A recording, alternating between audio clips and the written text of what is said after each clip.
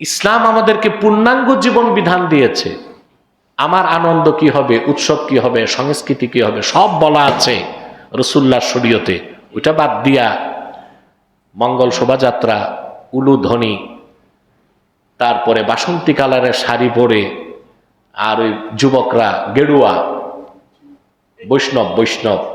বৈষ্ণবরা যেই রকম কাপড় পরে ওই রঙের কাপড় পরে, পায়ে আলতা, হাতে মেহেন্দি দিয়ে নারী পুরুষ যে উৎসব পালন করে, এটা বাঙালির সংস্কৃতি হলেও মুসলিমদের সংস্কৃতি নয়। ওই সংস্কৃতির কতটুক মানতে পারবো, এটা একটা প্রশ্ন। কিছু শর্ত সাপেক্ষে সেই সংস্কৃতির কিছুটা মানা যায়, যদি সেটা দ্বীন ইসলামের সাথে সাংঘর্ষিক না হয়, যদি সেটা শিরক এবং কুফর থেকে মুক্ত হয়।